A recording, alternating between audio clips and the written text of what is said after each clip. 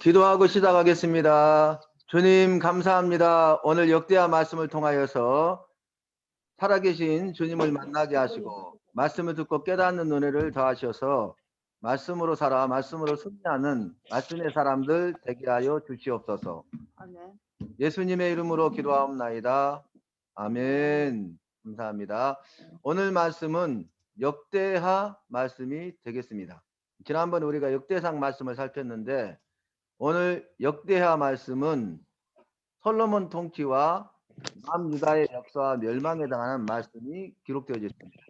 제가 이제 참고사항으로 항상 말씀드렸는데 사무엘상하 이제 사사 시대가 끝나고 사무엘이 세 가지 삼직을 하죠. 그래서 통치자 역할을 하죠. 사사로 마지막 사사다 이렇게 말씀하기도 합니다. 그 다음에 제사장과 선지자의 사명을 감당하지요. 그런데 그 이후에 왕을 원하고 그래서 하나님께서 말씀하시기를 저들이 나를 버려 자신들의 왕이 되지 못하게 하였다라고 말하면서 사람들이 구한 왕, 이스라엘 백성들이 구한 왕, 그 사울 왕이 초대 왕이 되죠. 그래서 이제 왕들의 역사가 시작되죠. 그리고 나서 이제 하나님의 마음에 합한 자 다윗이 왕이 됩니다. 그래서 다윗하면 이꼬르 신정 통치가 특징입니다. 그리고 또 하나 기억해야 될 것은 다윗 언약을 기억해야 됩니다. 오늘 말씀에도 이제 솔로몬이 성전을 건축한 다음에 성전 봉헌사를 하고 또 성전에서 기도하면 응답해 주시기를 간구하는데 그 근거가 뭐냐면 그의 아버지 다윗과 언약이거든요. 다윗과 언약은 세 가지로 요약을 했죠. 집을 세우리라, 나라를 세우리라, 네 왕위를 영원히 경고케 하리라. 이것이 다윗 언약의 특징이죠. 그리고 나서 이제 열왕기상하는 열왕들의 역사에 대해서 말하는데 통일 왕국이었던 이스라엘이 솔로몬의 아들 르호보암 때에 북이스라엘과 남유다로 나뉘게 되죠. 그래서 분열 왕국이 되고 분열 왕국의 역사를 기록한 것이 열왕기상하입니다. 그러니까 통일 왕국에서 분열 왕국으로 그리고 분열 왕국의 역사가 이스라엘 북이스라엘과 남유다의 왕들의 역사 이걸 기록했고 역대상하는 열왕기상하와 같은 열왕들의 역사에 대해서 말하지만 차이점이 뭡니까? 다윗의 정통성을 계승한 나라는 북이스라엘이 아니고 남유다라는 것이죠. 그래서 남유다 중심으로 열왕들의 역사를 기록하는 것이 역대상하입니다. 오늘 솔로몬 통치에 대해서 다시 한번 살피고요. 그 다음에 솔로몬의 아들 르호보암 때에 북이스라엘을 여로보암이 창건하죠. 그래서 북이스라엘과 남유다로 나뉘게 되고 그 북이스라엘 역사보다는 정통성을 계승한 남유다의 역사에 대해서 말한 다음에 남유다의 멸망을 이야기하고 있습니다. 지난 시간에 우리가 보면 북이스라엘을 창건한 사람이 여로보암이잖아요. 근데 여로보암의 특징이 뭡니까? 여호와 보시기에 악을 행하였더라. 이게 특징이죠. 그리고 북이스라엘 왕들의 대부분의 반복구가 뭡니까? 여로보암의 뒤를 따라 여호와 보시기에 악을 행하였더라. 이것이 특징이지 않습니까? 그리고 남유다는 대부분 다윗의 길로 행하였더라. 이렇게 말하죠. 그래서 그 차이를 오늘 역대하 말씀에서 살피도록 하겠습니다.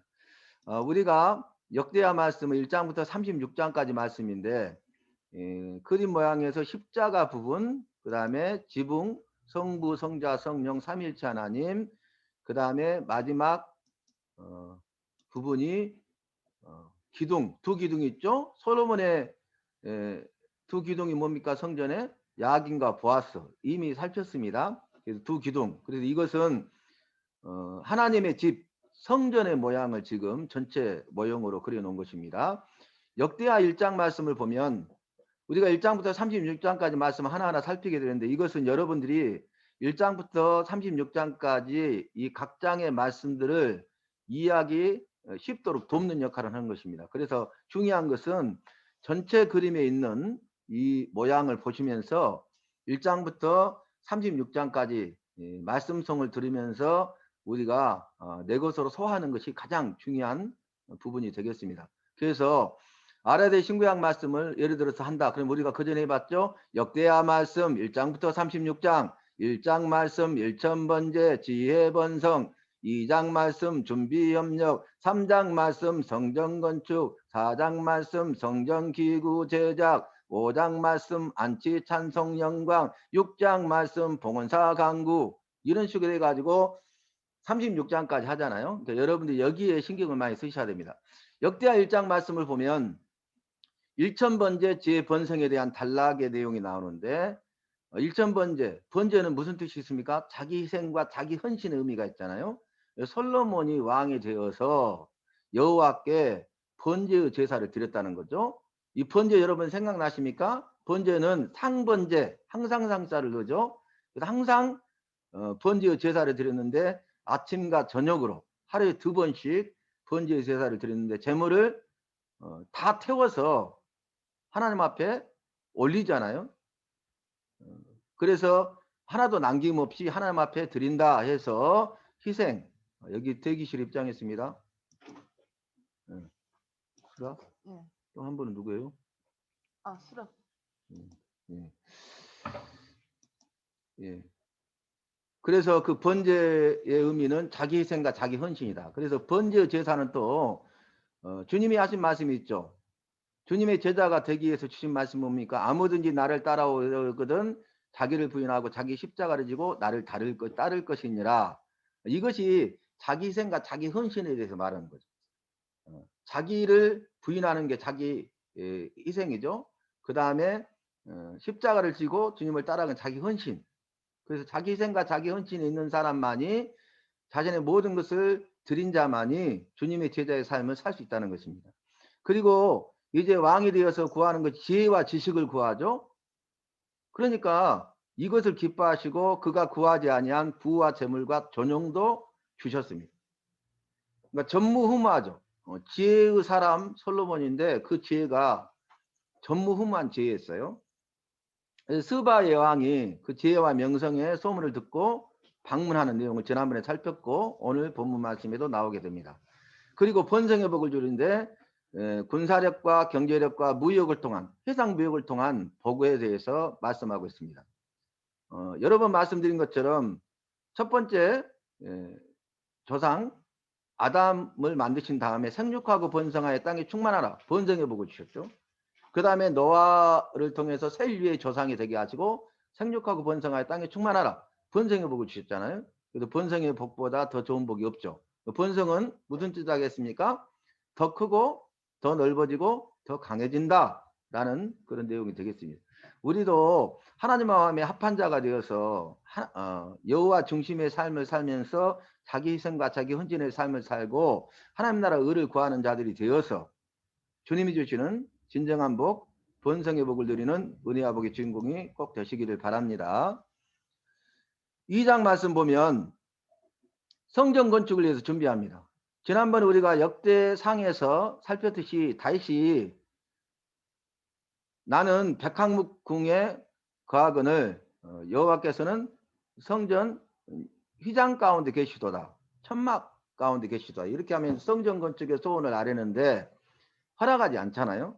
그리고 나서 그것을 기뻐하셔서 다윗과의 언약을 주시죠.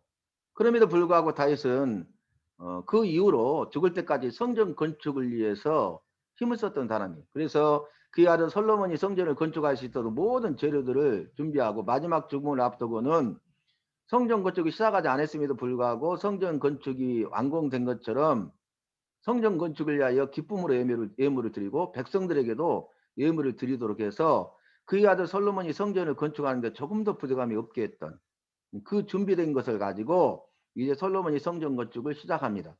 그리고 드로왕 히람이 같이 협력하죠. 그래서 이제 백항목과 잣나무와 이런 좋은 나무들이 드로에 있는데 이 벌목공들이 벌목에서 쏜 바다로 띄워서 옮기는 그런 약속을 하게 됩니다. 그래서 드로왕 히람의 협력을 받아서 성전 건축을 진행하게 되는 말씀입니다. 3장 말씀 보면 성전을 건축해요. 이 성전 건축은요, 여러분 모리아 산 기억하십니까? 여호와께서 믿음의 조상 아브라함에게 75세에 부르시고 너는 본토 친척 아비 집을 떠나 내가 내게 지시할 산으로 가라 말씀하시고 또 내가 너에게 복을 주리라 말씀하시면서 땅의 복, 자손의 복, 민족의 복을 약속하시잖아요. 그리고 그 말씀 이루셔서 아브라함이 100세 때 이삭을 주시죠. 그런데 하신 말씀이 무엇입니까? 네가 100세 때 낳은 사랑하는 아들 독자 이삭을 내가 내게 지시할 산으로 데리고 가서 번제로 드리라 그랬어요. 그런데 아침에 일찍 일어나서 순종하는 아브라함을 말씀을 통해서 만나게 됩니다. 그 도착해서 번제로 드리려고 했던 산이 모리아산이에요. 그러니까 번제는 자기 희생과 자기 헌신이죠. 로마서에서는 아브라함은 이때 어떤 하나님으로 믿었다고 그랬어요? 죽은 자도 살리시는 여호와로 믿었더라. 이렇게 고백하고 있지 않습니까? 그리고 그 모리아 산 중에서도 오르란의 타작마당에 성전을 건축하게 돼요. 지난번에 다윗이 인구조사에 죄를 범하죠. 그래서 징계를 받게 되는데 그 이후에 이제 번제와 화목제를 드릴 때 오르란의 타작마당을 사가지고 그곳에서 드리잖아요. 그래서 그 성전 건축이 어디 이루어지냐면 약속의 말씀대로 모리아산의 오르란의 타작마당에 성전이 건축하게 됩니다. 그 다음에 사장 말씀 보면 성전을 건축한 다음에 성전에서 제사를 드리기 위해서 쓰이는 성물들이 있죠. 각종 기구들. 그래서 성전 기구를 제작하는데 이제 성전을 건축하고 성전 기구를 다 만듦으로 말미암아서 여호와께 거룩한 제사를 드릴 수 있게 된 것입니다. 5장 말씀 보면 언약궤를 성전을 완공했잖아요. 그래서 이제 안치하는 안치식을 하게 되죠. 언약궤를 지성소의 그룹들의 날개 아래에 안치합니다. 그래서 성전은 성전뜰이 있고 두 번째는 성소가 있고 마지막 제일 안쪽이 지성소잖아요. 지성소에 언약궤를 안치했다는 것입니다. 그 다음에 찬송 영광을 돌리는데 나팔 부는 자와 노래하는 자가 찬송하니 자 구름으로 임하시고 여호와의 영광이 여호와의 전에 가득하게 되었다. 이렇게 말합니다. 여러분 출애굽기 말씀이 40장까지 있는데 40장에 모세가 여호와의 말씀에 순종해서 성막을 만들고 완공했을 때에 그때 여호와의 영광이 구름으로 성막에 가득하였더라. 이런 말씀 기억나시죠? 그 말씀과 같습니다. 그래서 모세가 성막을 완공한 것처럼 솔로몬이 이제는 성전을 완공하게 된 것입니다. 그리고 여기 보니까 지난번에 다윗이 찬양하는 자들을 조직했잖아요. 그래서 찬양대가 맞다고 그랬죠. 성가대는 성경적이 아닙니다. 찬양대입니다. 그래서 뭐 시온 성가대, 노엘 성가대 이게 아니라 시온 찬양대, 노엘 찬양대 이렇게 해야 되는 것이에요. 성가는 거룩한 노래이기 때문에 그런데 찬양은 하나님께만 올려드리는 것이거든요. 그래서 우리는 찬양대라고 이렇게 바꿔나가야 돼요. 그 다음에 6장 말씀 보면 성전을 봉헌한 다음에 봉헌사를 하는데 여호와의 은총을 솔로몬이 백성들 앞에서 선포하는 감사의 노래를 합니다. 이게 봉헌사예요. 그러니까 이 성전을 건축해서 완공하게 되기까지는 모든 것이 여호와의 은총이었다. 자신이 한 것이 아니라 하나님께서 하셨다는 것을 고백하고 있는 것입니다.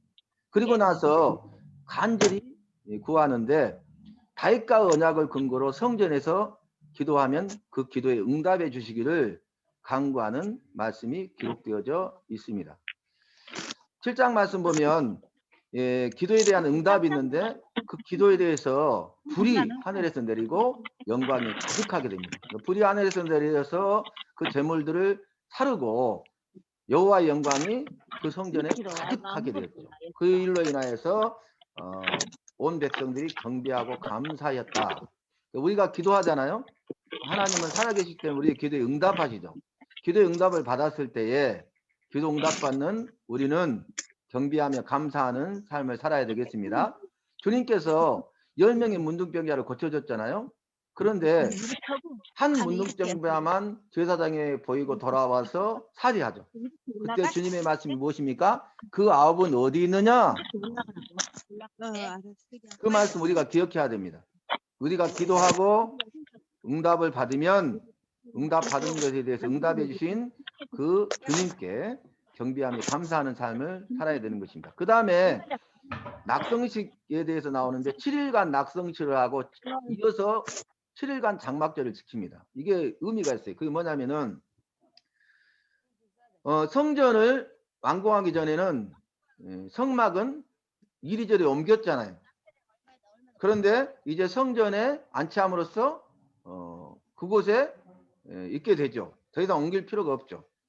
머무르게 되잖아요. 이 장막절은 이스라엘 백성들이 광야 40년 동안 이리저리 옮겼잖아요. 그런데 이제 약속의 땅 가나안 땅에 들어와서 그 땅을 취하고 그 땅에 정착하게 됐죠. 옮길 필요가 없죠. 그래서 지금 7일간 낙성식을 하고 연이어서 7일간 장막절을 지키는 것입니다. 그 다음에 약속하시는데 이것은 성전 언약이라고 해요. 성전 봉헌에 관한 언약으로. 그러니까 다윗 왕 때는 다윗 언약이고 솔로몬과 관계에서는 성전 언약으로 기억하시면 됩니다. 성전 언약은 뭐냐? 복과 저주를 말씀하셔요. 그래서 지난번에도 말씀드렸듯이 축복과 저주를 말씀하신다. 이렇게 지금 많이 나와 있는데 대부분이 나와 있는데 그건 잘못된 것이에요. 축복과 저주를 말씀한 게 아니라 복과 저주를 말씀하시는 거예요. 우리 여호와께서는 복을 주시는 분이지 축복하시는 분이 아니에요. 축복은 자신이 복을 줄 수 있는 능력이 없기 때문에 자신보다 강한 복을 줄 수 있는 분에게 복을 달라고 비는 것이 축복이에요. 만약에 하나님 축복해 주셔서 감사합니다. 여호와 우리를 축복해 주세요. 이러면 전능자가 안 되는 거예요. 이미 저희가 민수기 말씀에서 살폈죠. 민수기 다시 한번 제가 읽어드릴게요. 민수기 6장 22절로 27절 보면 여호와께서 모세에게 말씀하여 이르시되 아론과 그의 아들들에게 말하여 이르기를 너희는 이스라엘 자손을 이렇게 축복하여 이르되 아론과 그의 아들들에게 축복하라겠어요. 복을 빌으라고 그랬어요. 이제 여호와는 내게 복을 주시고 여호와는 복을 주시는 분이지 축복을 주시는 분이 아니죠.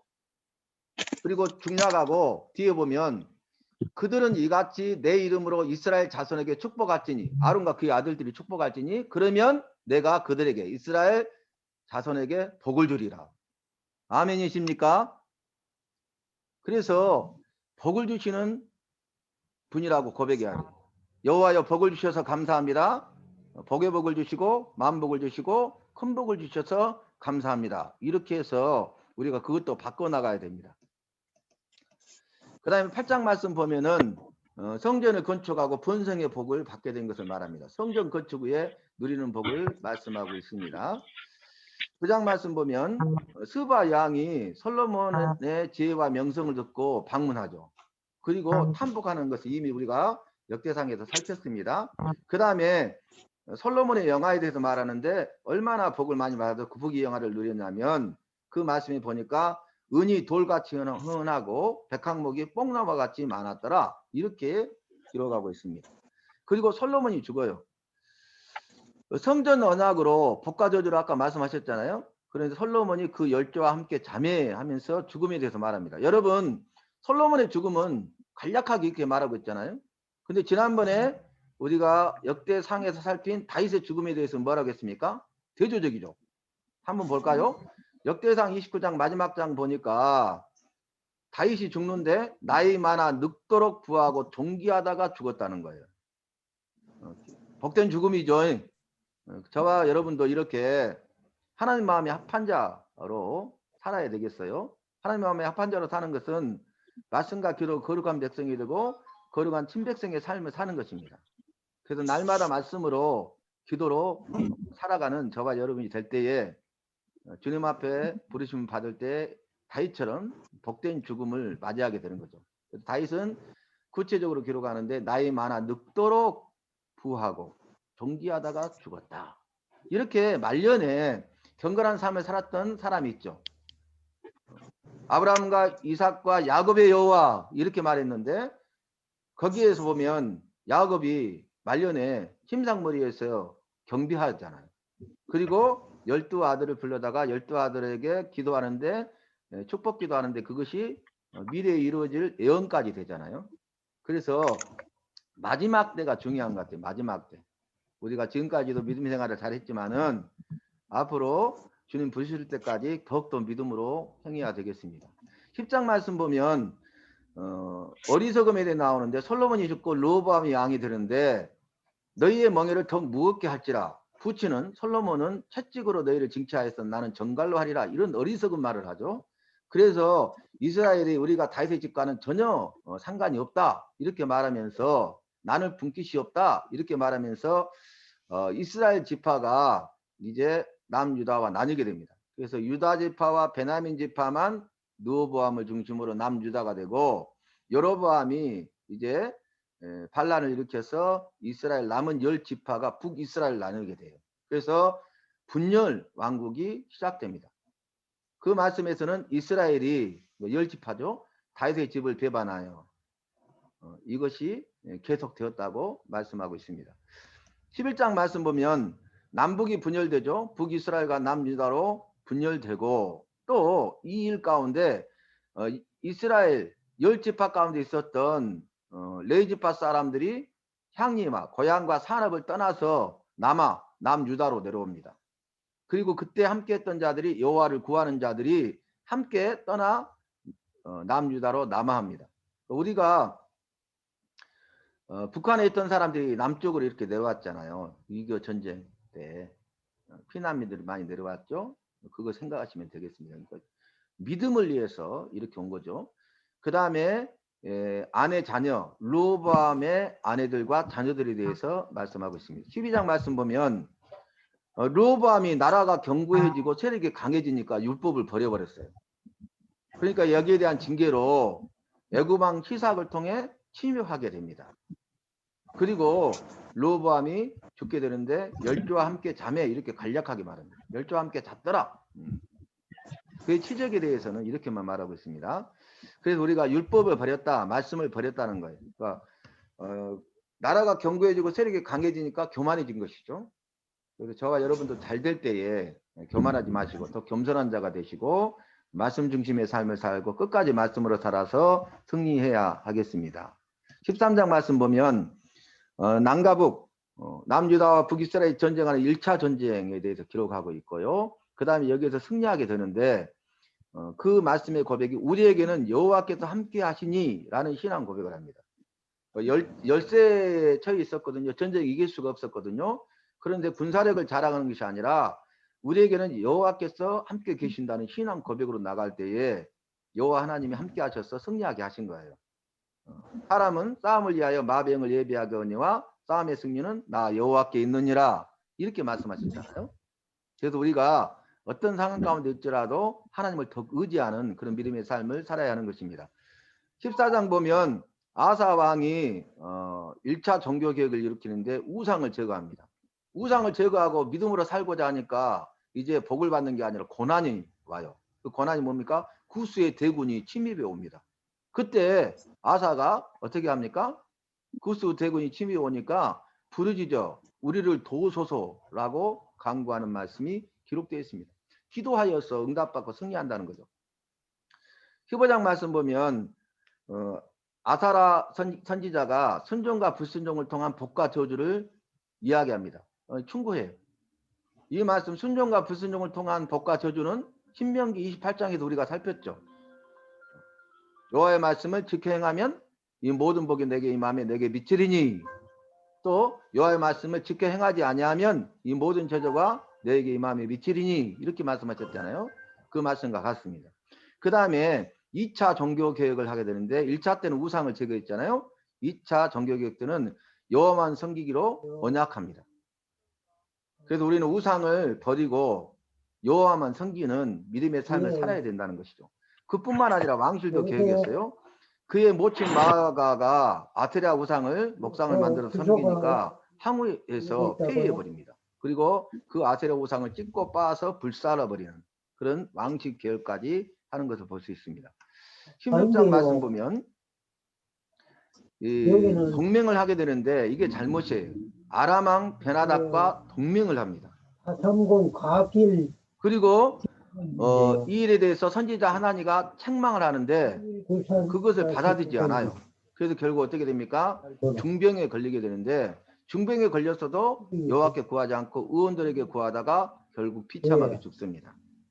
그래서 우리가 사람을 의지하는 것이 아니라 여호와 주님을 의지하는 삶을 살아야 되고 사람의 말을 듣는 것이 아니라 주님의 말씀을 들어야 되고 또 징계하시면 맞아요. 그때 깨닫고 회개하여 여호와께 아니죠. 구하는 삶을 살아야 된다는 것을 보여주고 있습니다. 17장 말씀 보면 중국 여호사밧이 제로 개혁을 해요. 자산공 어떤 4길 개혁을 하냐면 여호와의 도를 중국은 행하고 우상을 제거하고 4길 율법책을 모든 성읍에 순회하며 인민을 가르치게 합니다. 여러분, 인민이란 말이 창세기에도 나왔죠. 있어요. 김일성이가 성경을 배치만케 예, 해가지고 예. 북한군은 인민군이라고 하잖아요. 인민군. 그 인민입니다. 인민. 본성에 대해서 말하는데 여호사밧이 이렇게 종교개혁을 하니까 유다 사면 열국에 두려움을 주사서 여호사밧이 번성케 되었다라는 말씀이 기록되어 있습니다. 18장 말씀 보면 그런데 여호사밧의 잘못이 뭡니까? 그 악한 북이스라엘 왕 아합과 동맹을 맺어요. 그리고 예언을 듣게 되는데 전쟁하러 갈 것인가 말 것인가 물어보니까 40명의 거짓 선지자는 전쟁하러 가라가잖아요. 붙이셨다고. 그러나 참된 선지자 미가야 선지자 한 사람은 가면 죽습니다 라고 말해요. 그런데 아합이 자기 꾀를 내죠. 그래서 왕복을 여호사밧에게 입히고 자기는 군졸의 옷을 입고 군사들 무리 안에 섞여 있잖아요. 그런데 그 성경에서는 그 상대 진영에서 우연히 한 병사가 화살을 쏘는데 아합의 갑옷설기를 맞추고 피를 많이 흘려서 아합이 죽습니다. 전사하죠. 그 말씀이 이루어지는 거예요. 그래서 우리는 거짓 선지자의 말을 듣지 아니하고 참된 선지자의 말을 들어야 되는데 말씀을 통해서 바로 서 있을 때 영들을 분별하게 된다는 것이죠. 그래서 거짓 영인지 참 영인지 거짓 선지자인지 참된 선지자인지 또 여호와의 역사인지 사단의 역사인지를 분별할 수 있다는 것입니다. 그래서 아합이 결국 말씀대로 전사하게 됩니다. 거기서 우연히 그랬는데 그 전체 내용을 보면 우연이 아니죠. 가면 전사한다고 했잖아요. 자기 꾀를 썼지만 결국 말씀대로 죽었어요. 그러니까 그걸 설명하기 위해서 우연이라는 단어를 썼지 성경에는 절대 우연이 없어요. 우연이란 말을 쓰면 안 됩니다. 이것도 우리가 우연이 없고 모든 것이 필연이고 하나님의 뜻과 계획 가운데 있는 것입니다. 19장 말씀 보면 선지자 예후가 책망해요. 그 책망을 통해서 종교 개혁을 하는데 직접 전국을 순회하면서 여호와께 돌아오게 하고 공정한 재판을 위한 제도를 정비해요. 17장부터 무려 20장까지 여호사밧 왕에 대해서 말씀을 기록하고 있습니다. 20장 말씀 보면 모압과 암몬이 침입해 오니까 기도하는데 여호와께 낯을 향하여 간구하고 온 백성에게 금식을 공포하고 여호와의 도우심을 간구합니다. 전혀 다르죠. 믿음의 사람은 고난 가운데 이렇게 반응이 다르는 거예요. 우리 여호와께서는 우리가 어떻게 반응하는 것을 보고 계시거든요. 그리고 그 기도에 응답하시는데 전쟁터에 나가는데 제일 앞세운 게 뭡니까? 노래와 찬송으로 나아가요. 그래서 노래와 찬송이 시작될 때 여호와께서 시기하심으로 전쟁에 승리하게 됩니다. 싸움의 승리는 여호와께 있다는 것이죠. 다윗이 그런 고백했죠. 골리앗에게 너는 칼과 창과 단창으로 내게 오거니와 나는 네가 모욕하는 여호와의 사심으로 내게 여호와의 이름으로 내게 나아가노라 라고 말하면서 결국 골리앗과의 싸움에서 승리하게 되는 걸 볼 수 있지 않습니까? 실정에 대해서 말하는데 여호사밧이 그렇게 통치를 잘했지만 그러나 산당을 제거하지 않았고 아합이 죽으니까 아합의 아들 아하시아와 또 교류했다는 거예요. 아합과 동맹했잖아요. 그의 아들 아하시아와 교류했다는 거예요. 악한 자들과 함께 했다는 게 이게 잘못입니다. 21장 말씀 보면 여호람이 왕이 되어 악정을 하게 되고 에돔과 림나가 배반하게 되고 엘리야가 예언을 해요. 그리고 그 징벌을 받게 되는데 블레셋과 아라비아 사람들이 침입하여 징벌을 받게 됩니다. 그런데도 해결치 않으니까 죽게 되는데 그 죽음에 대해서 이렇게 말해요. 정말 비참하게 죽었죠. 아끼는 자 없이 세상을 떠나니 다윗성에 장사하고 열왕의 묘실에 두지 않았더라. 왕이었지만 비참한 죽음을 당했어요. 죽음 이후에도 이렇게 비참한 신세가 된 거죠. 아하시아가 악정을 행하고 그로 인하여서 무리가 아하시아를 예후에게 잡아다 죽입니다. 비참하게 죽죠. 그리고 아하시아가 죽으니까 그의 모친 아달랴가 왕의 씨를 진멸하고 자기가 왕이 돼요. 악한 여자죠. 사단의 역사도 왕의 씨를 진멸해버리면 이제 다윗의 자손으로 예수님 오실 수 없잖아요. 사단의 역사에 구원의 역사를 방해하는 사단의 역사에 그런데 사단이 이길 수가 없잖아요. 아달랴가 왕의 씨를 진멸하고 6년을 다스려요. 6년은 6이라는 숫자는 7에 하나 부족한 불완전수죠. 7은 완전수죠. 그런데 이 3장 말씀 보면 7년 되던 후에 요아스가 즉위합니다. 다 죽었는데 요아스를 여호와의 전에 6년 동안 숨겨둬요. 그리고 나서 7년째 왕이 되게 합니다. 그리고 요아스가 종교개혁을 하게 되는데 제사장 여호와에 대해 종교개혁에 대해서 이야기하고 있습니다. 24장 말씀 보면 성전 준수, 성전이 퇴락하니까 이제 수리하는 거죠. 그리고 성전 준수를 다 피력했던 사람이고, 그 다음에 타락했는데 제사장 여호와다가 죽으니까 이제는 여호와의 전을 버리고 우상을 숭배하는 죄를 범해요. 그래서 결국 그로 말미암아 아람군의 전쟁 가운데 중상을 입고 신하들에게 살해되는 비참한 신세가 되는 것입니다. 우리가 항상 강조하면 밑에 잘 믿어야 되고 그보다 더 중요한 것은 끝까지 잘 믿어야 된다. 끝까지가 중요하다는 것을 보여주고 있습니다. 아마사가 통치하고 에돔종의 우상을 가지고 와서 숭배함으로써 결국 북이스라엘에 패합니다. 그리고 죽임을 당하는데 모반을 통해서 죽임을 당하고 유다성에 장사돼요. 그러니까 열왕의 묘실에 들어가지 못하죠. 26장 말씀 우시아가 왕이 되어 번성에 대해서 말합니다. 그런데 그가 강해지니까 분향당의 향로를 잡고 분향하려고 해요. 왕은 통치만 해야 되죠. 이 분향당의 향로를 잡고 분향하는 사람은 제사장이 해야 되잖아요. 자기가 제사의 직무도 하려고 하는 거죠. 이게 교만입니다. 죄입니다. 그래서 이마에 문득병이 생겨서 일생을 별궁에 홀로 가다가 비참하게 죽습니다. 27장 말씀 보면 요담의 선정을 말하는데 요담이 왕이 돼가지고 여호와 앞에 정도를 행하였으므로 점점 강하여졌더라. 그러니까 우리는 율법에 따라서 믿음의 정로를 행해야 돼요. 의의 길, 진리의 길, 생명길, 영생길, 천국길 갈 수 있기를 바랍니다. 28장 아하스가 악정을 행하는데 왕 중에 가장 우상 숭배 악을 행한 사람이 아하스입니다. 그래서 결국 이제 북이스라엘의 포로로 유다 백성이 잡혀가게 되는데 북이스라엘 포로된 남유다 백성이 돌아오게 되는 귀환에 대해서 말하게 되고요. 죽는데 열왕의 묘실에 들이지 못하고 예루살렘 성에 장사됩니다. 29장 말씀 보면 히스기야 왕에 대해서 성전을 성결케 하고 그 다음에 제사를 회복하는데 속죄제와 번제와 감사제를 드립니다. 속죄제는 죄 용서받는 것이죠. 그래서 하나님과 우리 관계가 죄에 맡긴다을 하고 회복된 걸 말하고, 번제는 자기 희생과 자기 헌신, 감사제는 은혜를 베푸신 그 여호와께 감사하는 제사, 화목케 하는 제사, 그 내용이 되겠습니다. 30장 말씀 보면 유월절을 준비하고 유월절을 준수합니다. 31장 말씀을 보면 히스기야가 종교개혁을 해요. 그 종교개혁의 내용, 핵심 내용이 뭐냐면 첫 번째는 제사장과 레위인 조직을 회복시킵니다. 그리고 11조 제도를 정비해요.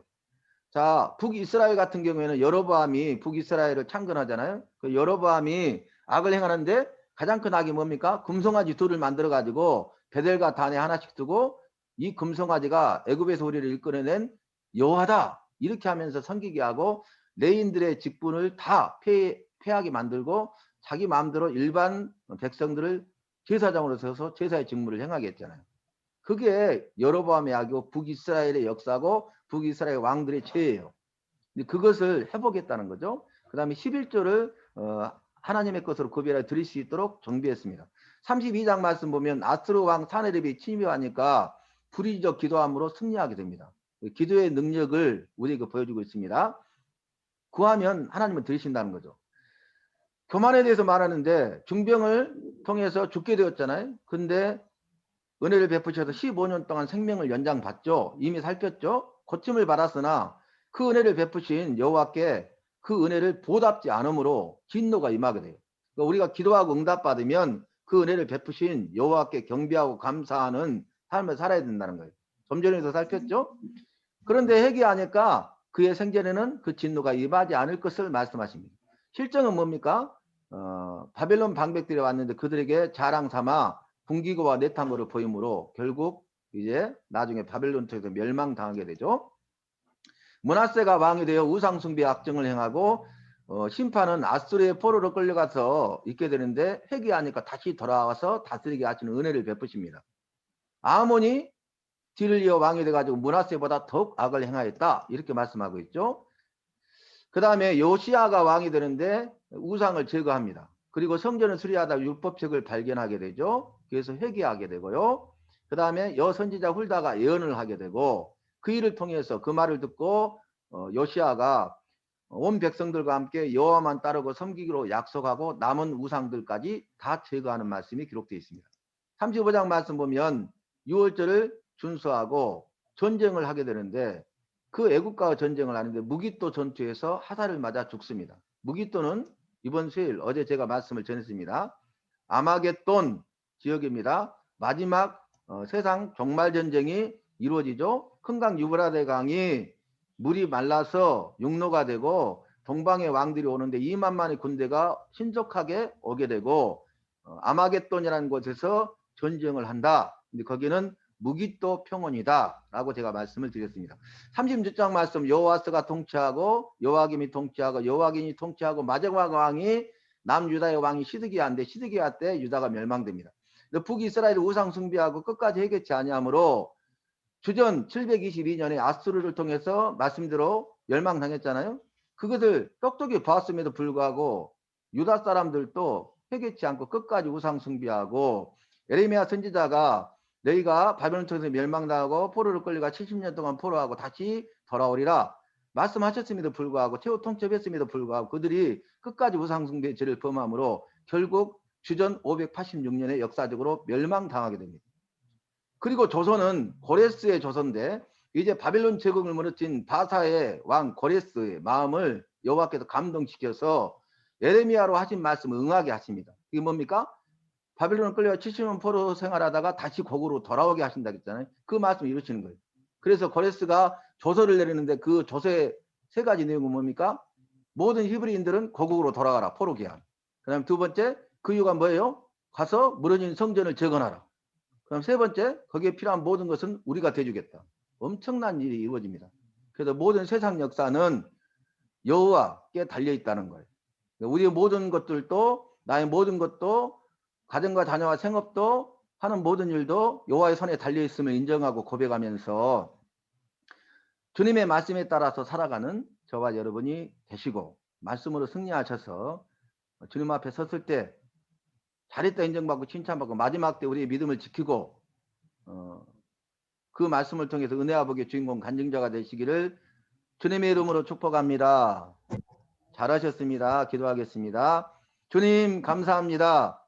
오늘 말씀을 통하여서 율법책 주님의 말씀을 우리가 듣게 하심을 감사하고 그 하신 예언의 말씀을 반드시 이루시는 그 주님을 우리가 알았사오니 말씀의 훈련을 통해서 말씀의 삶을 사는 말씀의 사람 되게 하시고 말씀의 전문가로 말씀의 사역자로 아름답게 쓰임받아 주하는 많은 영혼들 구원하여 살리는 데 쓰임받는 우리 모두가 되게 하여 주시옵소서. 예수님의 이름으로 기도하옵나이다. 아멘. 아멘. 감사합니다. 여러분 잘하셨습니다. 사람들 좀 보이게 해주세요. 감사합니다. 예, 수고하셨습니다. 감사합니다. 그래, 주의 은혜 가운데 오늘 역대한 말씀을 나눴네요. 여러분 열심을 내주시고 참여해 주셔서 감사하고요. 더욱더 열심을 내주시고 많이 참석해 주시기를 바랍니다.